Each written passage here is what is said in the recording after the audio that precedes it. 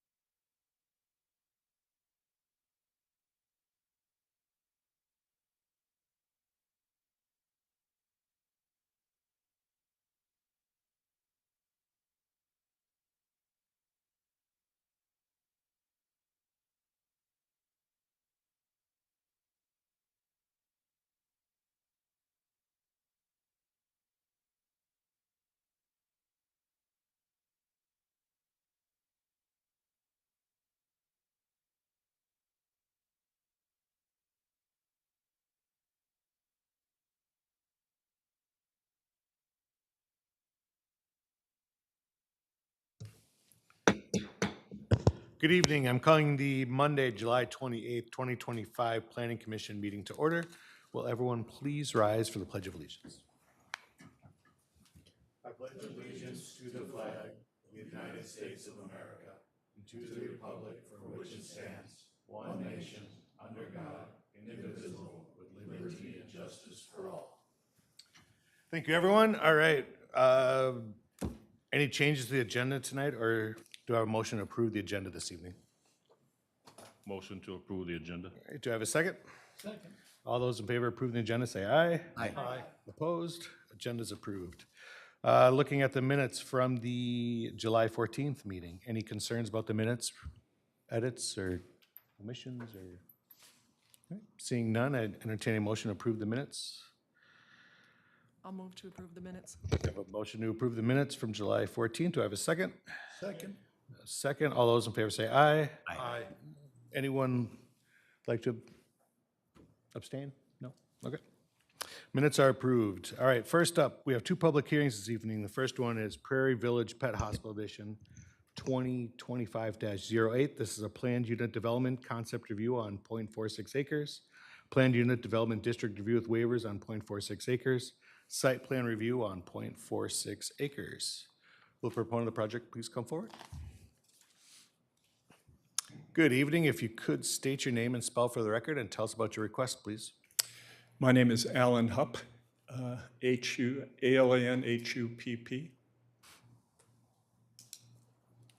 Okay. Thank you.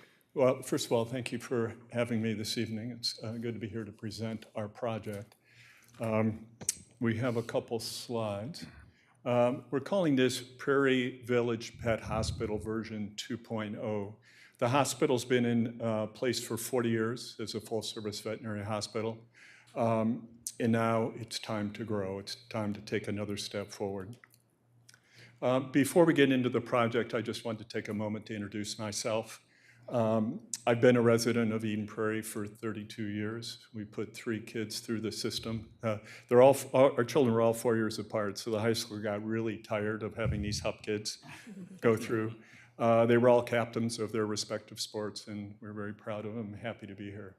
We're also very involved with Helping Paws, and I say that only in the context of we're dealing with veterinary medicine, and we've been very involved with Helping Paws, which is a service dog organization that maybe some of you folks are aware of. My personal career as a business professional, lastly as a vice president with Lawson Software over in St. Paul. About 15 years ago, I got involved in investing in real estate and doing development work.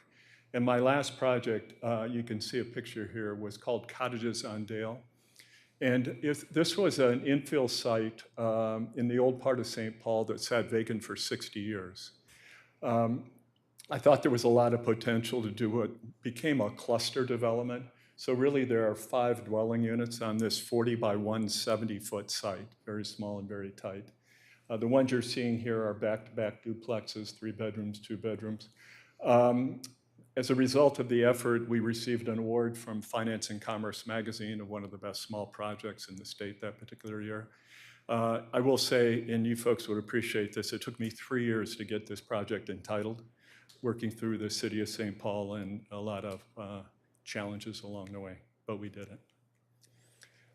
Back to the pet hospital. The existing pet hospital is 1,995 square feet. It was built in 1985 at Terry Pine Court, and the map shows a visual image. I don't know if everybody knows where that is, right? It's right by 212 and Highway 5, right? Not too far from here, really. It's kind of tucked back in with some other medical buildings. There's an orthopedic practice and all the rest in that area. I purchased the property last summer, about a year ago. The current tenant is a company called CareVet, which is a national company. They have over 200 veterinary clinics across the country in 35 states. They're actually headquartered, I think, out of Illinois. But the Eden Prairie Clinic is one of their top performers. But they recognize, as well as the clinic staff, that it's really time to take it to the next level. It's challenging to run it. And so the project will remodel the current space, and then we're looking at adding a 1,100 square foot addition. The intent is really to kind of reimagine the space and get more space. One is the surgical and treatment areas will be enlarged, a better staff flow through the building, a better client-facing experience. And in the end, they're hoping to preserve their position as one of the leading veterinary clinics in the Eden Prairie market. And you may be aware that this is getting increasingly competitive. There's been 2 brand new clinics open in the last year. And then there's been 2 emergency pet clinics open in the last year as well. So, it's like any business, they need to continue to grow and advance. The objectives are really to continue to respect the existing land use patterns. We're not going to profoundly change anything. The exterior veneer is going to be the same. We're not adding any height that complements the existing buildings, and it complies with the city's comprehensive guide plan. We have architects, engineers, and contractors working on it at this point, and we've collaborated with the planning department, with Sarah Strain, the fire department, because we're looking at the requirements for sprinkling on the property, working with permitting office, as you might imagine, to make sure we get the space, improve the functionality, but obviously do that in the context of code and the permitting process. I'm going to privately fund the development, and then CareVet is planning on signing a new 10-year lease for the property. The project will require 2 waivers. One is around permeability. My understanding is the requirement for permeability today is 70% of the lot area. There's some numbers on this slide, but in the end, we're going to end up with about 48% pervious, 52% impervious. I will also say, with the slide one, we have been in touch with Lori Hawk, is that the right name? Who has been indicating that the DNR is talking about actually changing this requirement to make it a little bit easier to achieve. That hasn't happened yet, might be later on this year. Lastly, we are contemplating a water garden is being considered as part of the new landscaping to help with some of the runoff. I do think it's interesting if you want to just look at the slide and look at the green. So our property is in that lower right-hand corner with the teal border, and that is the grass. You can see we have grass in front, grass behind, on the side, there's trees. And if you look at all the other adjacent properties, all you see is asphalt. So we already, I feel, are really helping. We're probably getting a lot of the runoff from the other neighbors, actually. But we do need a waiver to technically meet that requirement. And the other one is around parking. So we're okay on the number of spaces. We need 16 spaces, given the fact we need 5 spaces for every 1,000 square foot of the building. Currently, there's 9. We are going to build 5 brand new spaces, and then there's going to be 2 spaces that are going to be considered proof of parking bit of reserve for the future that are shown up on this drawing in red. Existing are yellow, the green are the new spaces we're going to be adding. So we're good on spaces, but we are going to get those spaces, we're going to have to encroach on the setbacks. And the setbacks for parking are 10 feet on the left or the west end. And we're going to encroach on that really just in the drive aisle where you'd back out of that one parking lot, you'd probably move into that 10-foot setback. But more on the front, on the far right, those 3 green spaces, all sit within the 35-foot parking setback. But that was really the only realistic way we could actually get those spaces put into the site. The driveway, I don't know if you can see where it comes into the site from the right, and it's logical that you could just pull right into those parking spaces. So 2 waivers, permeability and parking setback. And that's really all I had for comments. Happy to take any questions. Great. Thank you. Any questions for Mr. Hope right away? Mr. Chair, Commissioner Farr. just a few. You were talking about the parking, and is there a reason why you chose to have the 2 proof of parking stalls in the back instead of the front? It seems like the waiver would be an easier pill to swallow if you kept, kind of deferred that loss of green space in the front yard rather than the backyard. I think that's a really good question. I mean, really, we still would need the waiver. I understand. Yeah. Yeah, But, yeah. but there would potentially be 1 or 2 less spaces into that setback space. Yeah. Right. That's a good question. I can go back to the team and discuss that. Okay, I think that would be a good idea. Yeah. On the site plan, a couple things on the site plan. The south yard where your drive aisle is has a retaining wall. It says existing retaining wall to remain. You, right? Yeah, you've got that protective thing already trying to buttress the wall so it won't fall over. I'm assuming that's ripe for replacement. Have you seen the site? Yes, I have. Okay. I'm just curious. Yeah, And we are looking at replacing the whole wall. okay. It is a little interesting. You can see from the diagram, it actually veers in. Yep, So it's not perfectly straight as you go down there, and I have no idea why that is. right, That's yeah. just the way it was built. The wall is railroad ties with a plywood veneer, Mm-hmm. the way it's currently constructed. It seems stable. We've had the property evaluated, but ideally, that would be replaced along with the rest of the. Okay, We're going to have to extend it anyway right, to the west, right. so we're looking at that. Okay, not an ideal condition. It appears visually like it's ready to fail from my own observations, but I'm not an engineer. But Right. it seems like it was odd that it wasn't part of your project. Okay, enough about that. Exterior building materials, it looks like you're trying to match existing, which is great. It's a nice face brick, but since everything architectural is just flush, are you planning on replacing the entire roof, all the shingles at the same time so that it matches? And same thing with the brick. You could probably get a pretty good brick match, but have you talked to your architect about actually finding that original brick? And even if you find the original shingle over the years, it's not gonna look exactly the same if you just cut it and start the new roof, so. What I can say is we're not going to replace all the brick, right? No, of course not, yeah. I'm just saying, be careful with your match on the brick and mortar. But the shingles, it's probably a good idea to re-roof the entire building. I would agree. Okay, thank you. That's it for me right now, thank you. Good questions, thank you. Thanks. Commissioner Farr, anyone else? Okay. Thank you, Mr. Hupp. Welcome. Jeremy, will you take us through the city report, please? Sure. The applicant actually hit a lot of my talking points, so thank you. As noted, there's 3 requests tonight. One is the PUD concept, PUD district with waivers and the site plan approval. As the applicant noted, there are 2 waivers, the impervious surface and the parking.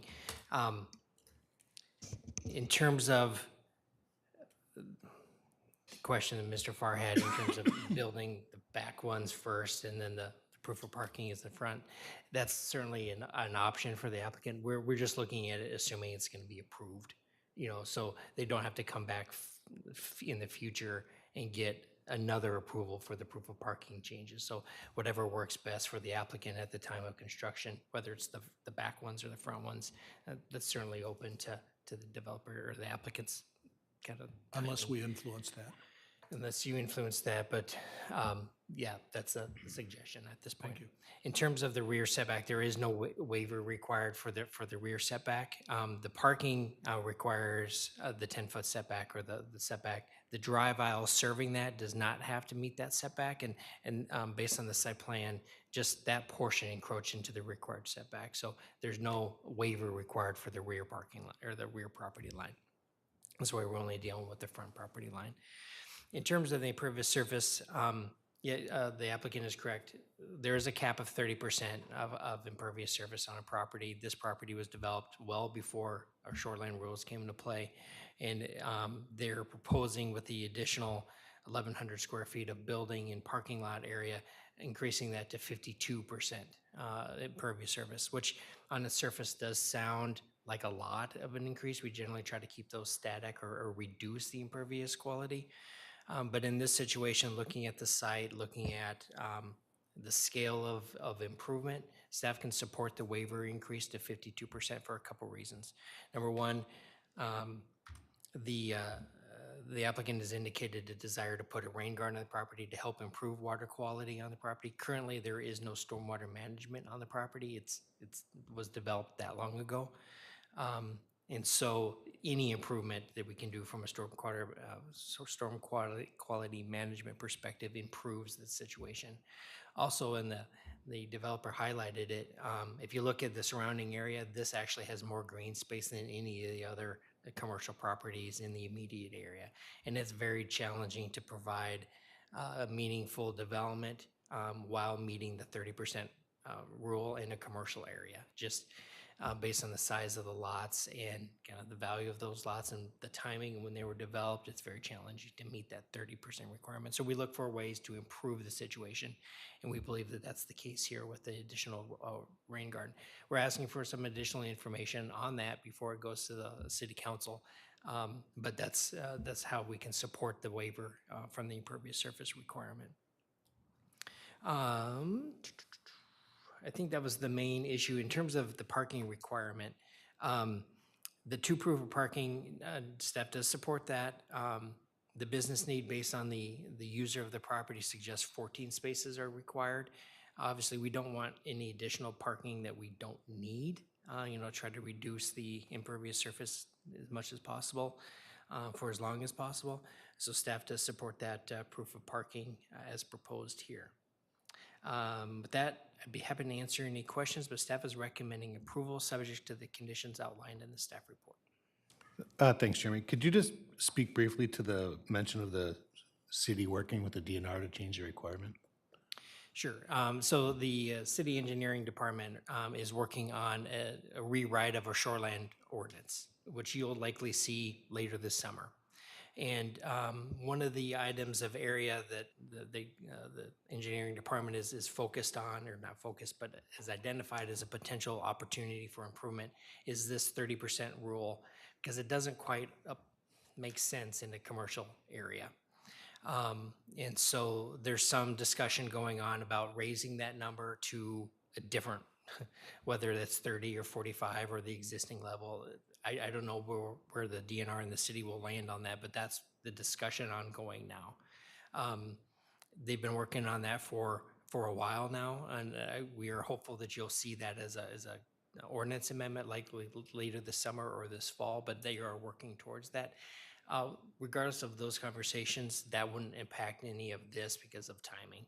The applicant is obviously wanting to move forward before that change becomes effective. Thanks. Questions for the city? Mr. Chair, I have a question, but not for the city. It goes back to Mr. Hub. Just Would you mind coming up?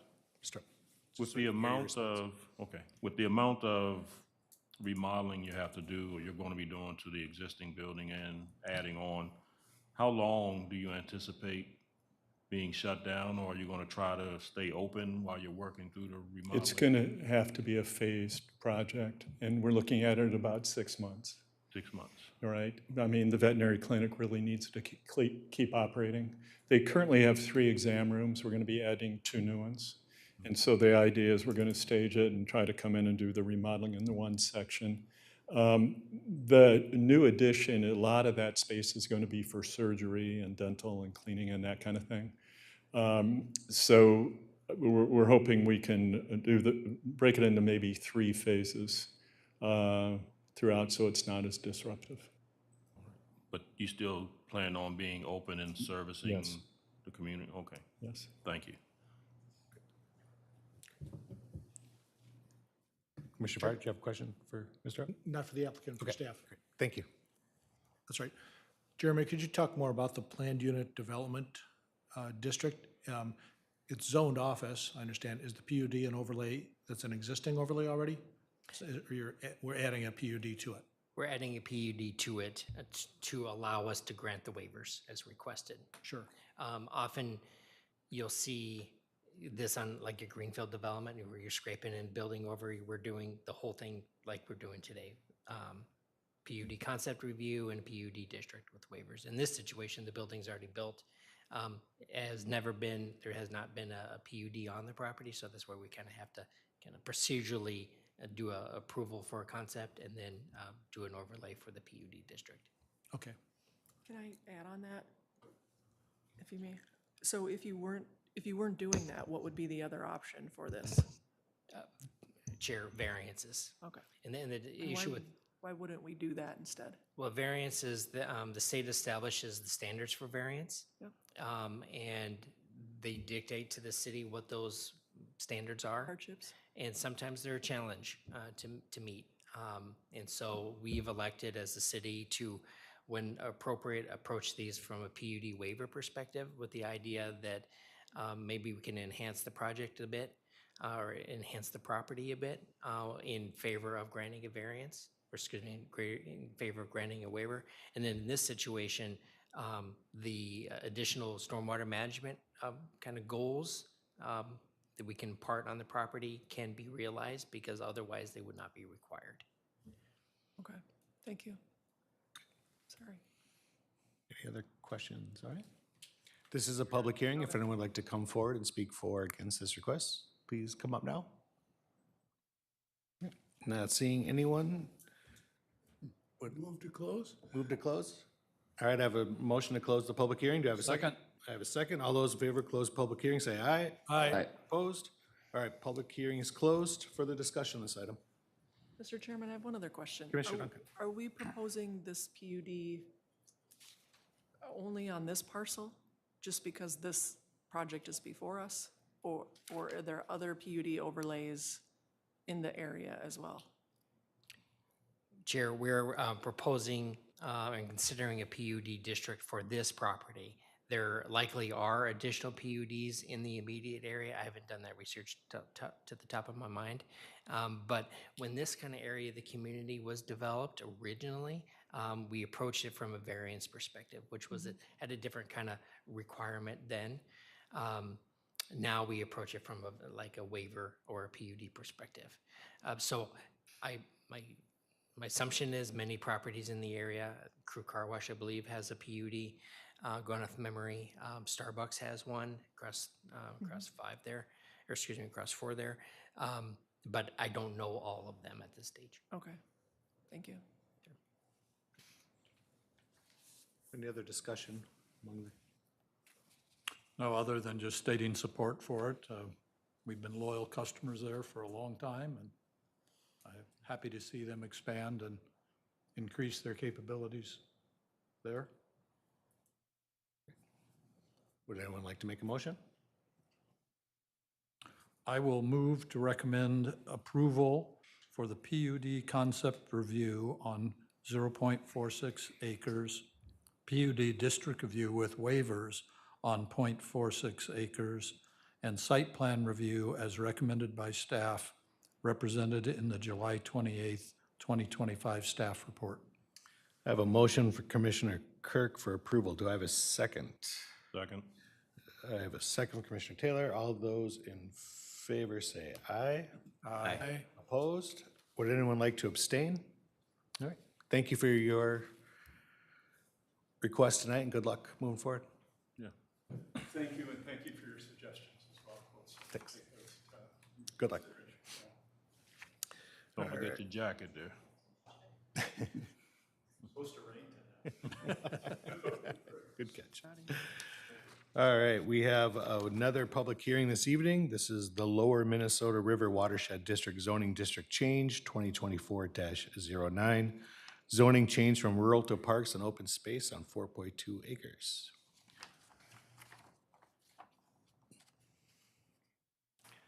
Good evening. If you could, please Yes. state your name and spell for the record. Good evening, Mr. Chair and Commissioners. My name is Linda Loomis, Linda Loomis, and I am formerly the administrator of the Lower Minnesota River Watershed District. I'm planning to retire this year, and I'm hoping to get this project wrapped up before I do. What we're requesting tonight is a rezoning of a parcel of property. I'll give you a little bit of history on this. Well, first off, the Lower Minnesota River Watershed District was created in 1960, and the purpose of it at the time it was established was to act as the local sponsor to assist the Corps of Engineers in maintenance of the navigation channel in the Minnesota River. So basically, the Corps of Engineers would do the dredging, and we would take the dredge material and find places to dispose of it.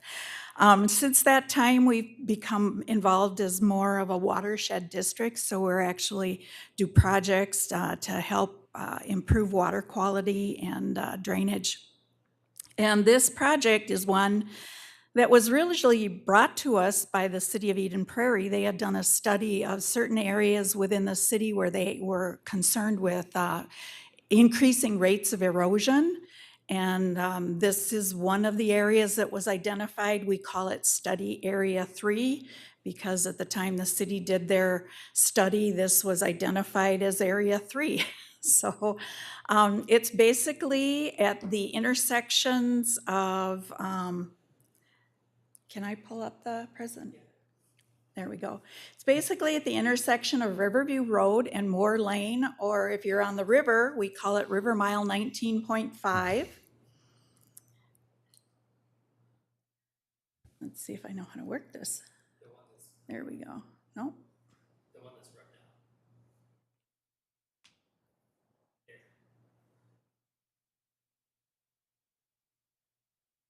There we.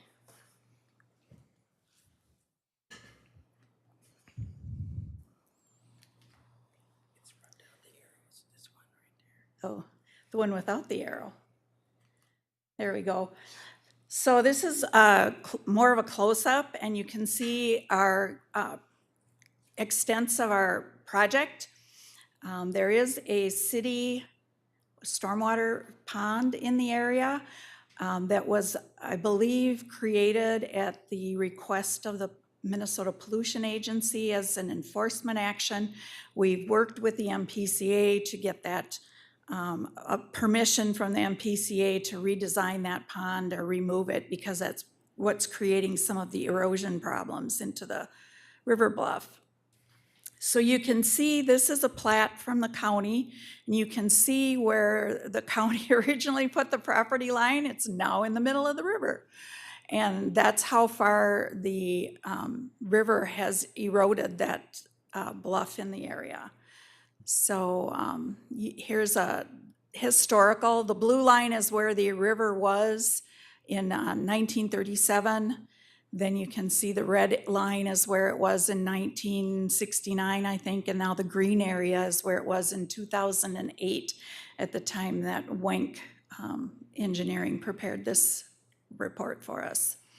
So the Watershed District has planned to stabilize this area of the river, or this reach of the river bank, and we've gotten some state funding to do it, about $2.75 million. It's about a $5.5 million project. We're hoping to bid it this September. In the meantime, because we've got state money, we needed to have it be public property, not private property. So we purchased a parcel of the property, which is now going to be subdivided. And then it needs to be rezoned to the park and open space, since we're gonna be in ownership of it in perpetuity so that we can maintain the project once it's completed. And these are just some photos of what that area looks like. So you can see it's been some pretty stream erosion. There's some seeps in here. There's some gullies and ravines in coming down from the top. We've been working with some of the homeowners up there on managing their stormwater. We've also been monitoring we have piezometers in the bluff up above so that we can monitor the stability of the slope. It's an area that's definitely in need of some protection. And then this is where the stormwater pond, it's been a maintenance issue for the city because every time the river floods, the pond gets overtopped and all of the stabilization of the pond, it fills in with sediment and then it creates these gullies like this. And one of those is the one on the upper left is what it looks like in the fall and spring before the vegetation grows. And then the one on the lower right is what it looks like in the summertime. And I think that might be it. So we're just requesting a rezoning so that we can get this project done. We've got all of our permits, except the permits from the city that we need, and we're working with them on how we're gonna manage the stormwater that's being routed into that pond. I think that's. All right, thank you. Any initial questions? Thank you. Chair? Commissioner Park? I'm just curious how you're gonna build it. Is this something that you do from the river, direct?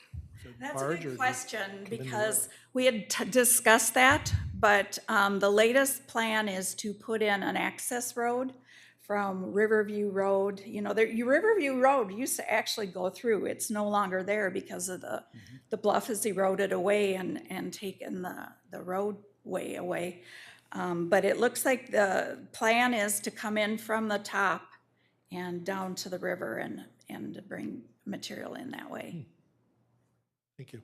And just another question. Yeah, Commissioner Taylor. And the material is gonna be boulders, or they're trying to do it like a retaining wall plus boulders, or? It'll be a lot of boulders. They're gonna try to stabilize the toe of the slope.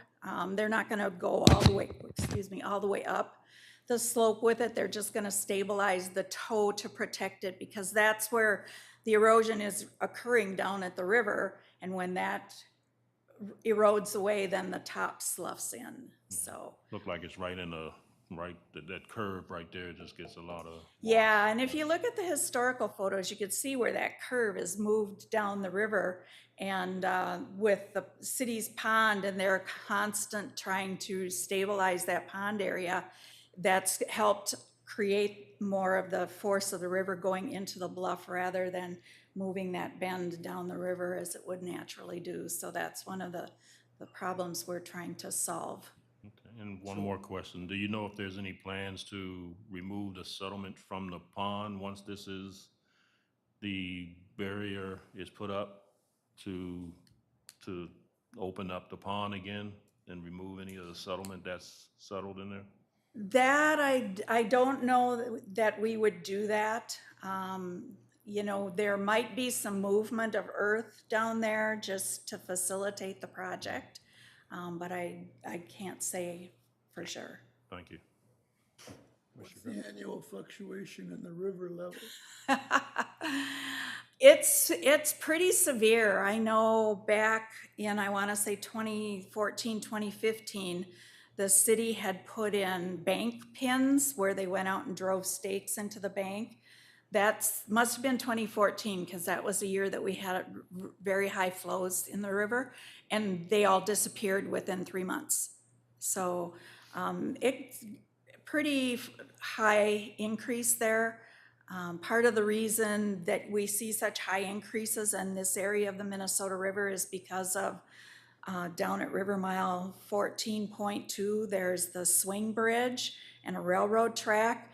and that sort of acts like a funnel, so it sort of backs up water all the way upstream, so it's pretty, there's some pretty significant fluctuations in this area of the river. Thank you. Thank you. Sorry. Yeah, Commissioner Fark. One other question, we're digging deep into things that don't matter to us, of course. I apologize for adding one more thing on that. You showed a very interesting graphic that wasn't in the staff report about the years, how the Yeah, river was kind of trending north. Not only was the line on this shoreline extending north by taking away land, right. but on the inside radius, there was sediment or They something. call that aggradation, where it drops sediment, because this, as it goes around the north end of the river here, the flow is faster Sure. than on the south side, so the sediment that's in the river tends to drop out on the south side, so you can see by this graphic here Yeah, that how one. it's filled in on that side. Okay, so now you're going to keep it from eroding on the north shore, but you're not gonna keep it from filling in the river on the south. So I don't know what kind of boats are on there for river traffic, barges or whatever like that, but do you need to maintain a certain width, especially at such a tight curve of the river? Where Not you're in gonna this start losing the area. width of the river there? Yeah, not in this area.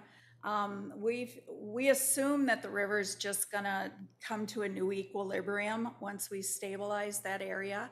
And there may be recreational boating on this part of the river, but there's not any commercial navigation in here. The commercial navigation channel ends in Savage. Oh, okay. I know more than you want to know. And we appreciate you sharing all that, because we don't know much about the river here, so thank you. Yeah, it's more just interesting to hear about, so.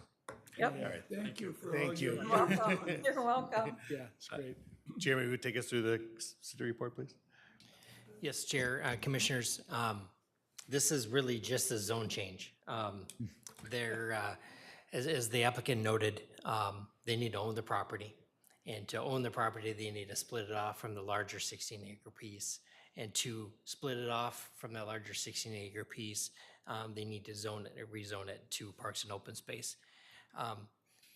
16-acre piece, there'll be 14.2 acre or 4.2 acre parcel and about a 10-acre parcel. In the rural zoning district, which is where the property is zoned now, the minimum lot area is 10 acres. There is no minimum in a parks and open space. So the applicant is proposing to zone it to parks and open space, which is consistent with the comprehensive plan, and then retain ownership. So two birds, one stone, really. They're owning the property, we're stabilizing the site, and they're also protecting that portion from future development. So from that perspective, staff is recommending approval of that zone change. There's a pending lot split request coming, and that can be administratively approved. That will be approved once this zone change has been approved. So staff is recommending approval as drafted. Any questions for the city? All right, this is a public hearing. If anyone would like to come forward, please do so now. Okay, I would entertain a motion to close the public hearing. So moved. Do I have a second to close? Second. All right, all those in favor of closing public hearing, say aye. Aye. Opposed? All right, public hearing's closed. Any further discussion on this request? Seems pretty straightforward. Someone like to make a motion? I'll make a motion to recommend approval for zoning change from rural to parks and open space on 4.2 acres as recommended by staff, represented in the July 28th, 2025 staff report. All right, I have a motion for approval from Commissioner Duncan. Do I have a second? Second. A second for Commissioner Grote. All those in favor say aye. Aye.